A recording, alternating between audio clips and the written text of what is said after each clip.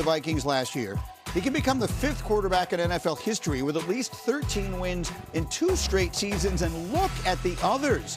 It's Rodgers and Manning and Brady and Favre. It is royalty.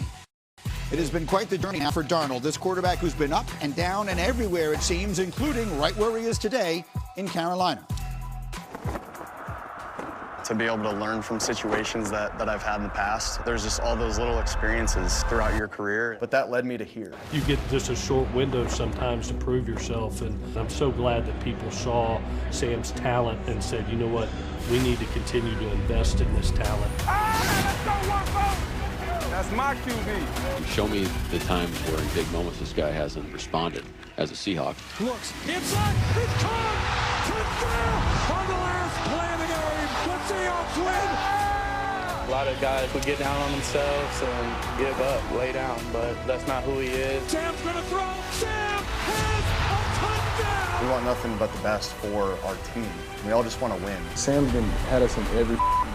If he's our quarterback, we got his back, and we got anything to say, quite frankly. Hey. How about that? Darnold Seahawks control their destiny for the NFC West and #1 seed. They will clinch both with a win today and the 49ers next week.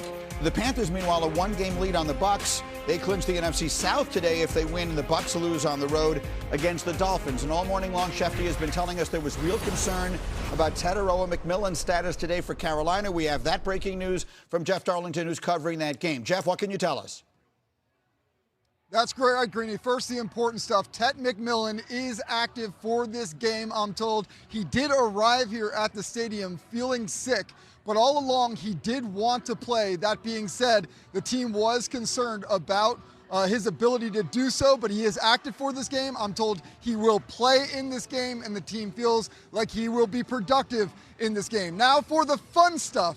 I'm told that the Carolina Panthers have made very clear to the stadium operators here not to show the score of the Bucs-Dolphins game anywhere in the stadium as that's going. As you mentioned, the fate of that game could dictate whether the Panthers do win the division, but Dave Canales, the head coach, says he wants no scoreboard watching. He wants this team focused on the moment. On the other sideline, the Seahawks, too, are attacking this game with a 1-game mindset. They know what's at stake, but they know they have to win this game. By the way, Dave Canales also pointing out that his team, the last 4 times they've won, they've lost the following week. So this week, tried to change it up, tried to create some edginess in practice so that there is no letdown after last week's win. A lot to cover there, Greeny, but we do have an important one here in Carolina. Oh, absolutely, Jeff. Well done. Obviously, the Tetairoa McMillan news is critical for fantasy people in their championship leagues today, and then obviously for the game itself, in which the Panthers, as we mentioned, with the right breaks their way, can lock things up. Let's talk about these Seahawks, though.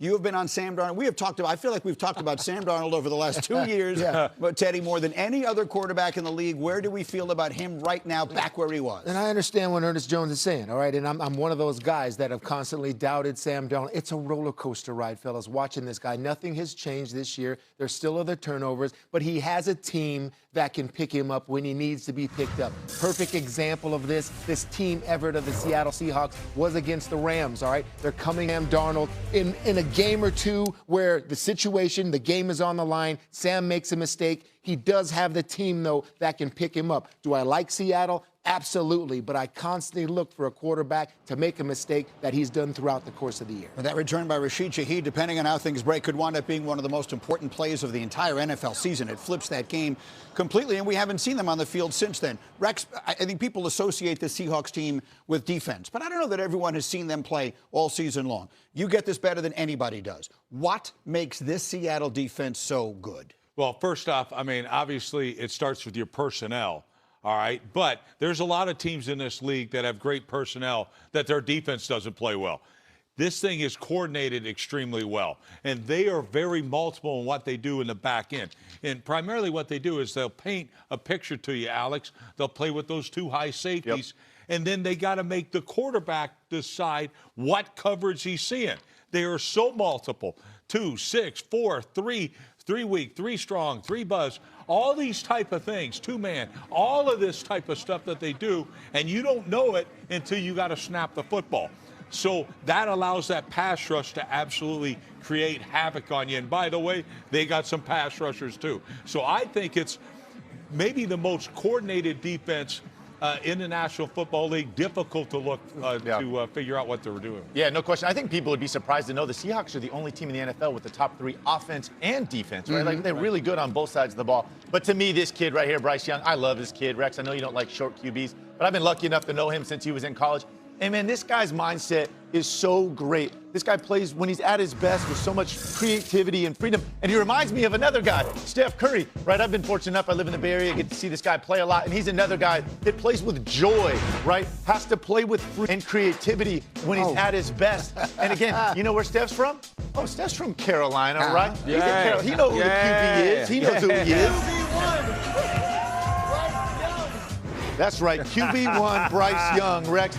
And this guy, again, is another player that when he's at his best needs to play with freedom and creativity. You see the style and, again, the smile on his face. Here he's giving his step impression, turning his back, right? Nice. Yeah, the look off, right? We just saw that. That's for Rex. Steph shooting the 3. That's for me. And, again, when this guy has a smile on his face, that's when he's playing at his best level. And, again, last week, huge game. They're playing a division opponent. Just look at it, right? The freedom to kind of pull this stuff off, running around. We got defenders all over the ground. Look at how fluid he is, flipping this ball over the safety to the back line, right? Walking it off, pointing, right? That's the Bryce Young we need to see today. Don't put this guy in a box. Let him really kind of play with a smile on his face. But it's hard with this defense. It's going to be bearing down on him, obviously hitting him all day. But that's what the Bryce we need to see today if they have a chance. You know, just going off what you said, Rex, about pre-snap reads, about how Seattle adjusts. It looks like too high, and as soon as the ball snap, it's going to be something else. I just want to see and ask the fans to pay attention to how Bryce Young plays when the ball is snapped. One thing that I've seen Bryce Young been doing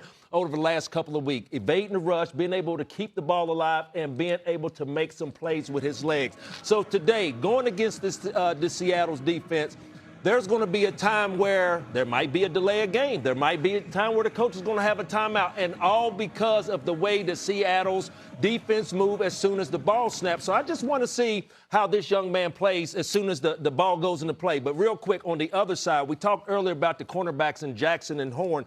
That's the matchup I really want to see, because we had Cooper Kupp on our countdown cam. We talked about JSN and the year that he's having. When you look at the year that these two cornerbacks are having, Jackson, what you say, Alex, 9 PBUs in the back of the field. And the reason why I'm so excited about this matchup is because when you're sitting up there leading your team in picks and Horn, and then you have a guy on the other side and Jackson being able to get almost double-digit pass breakup, that's letting you know that their eyes and head is definitely getting back toward the quarterback. And when the ball's thrown deep in the part of the middle of the field, what do we always talk about on You Got Moss? Get your head around, DB. Those two guys are doing it, and I can't wait to see how they play today. Can you find it? Can you catch it? Those two guys certainly can do that in that Ichiro, whatever the heck his name is. That dude right there is a hell of a coordinator. Yes, he is. I mean, he really is in that tackle up front. But for me, Carolina better run the football. Bryce Young's going to get destroyed in this game if he's got to drop back all day. Alex, I know you love him. I don't like small quarterbacks, but you better run the ball, Carolina. Tough kid, right? Tell you, fellas, it's been a different NFL season. We are talking about the Carolina Panthers in Week 17.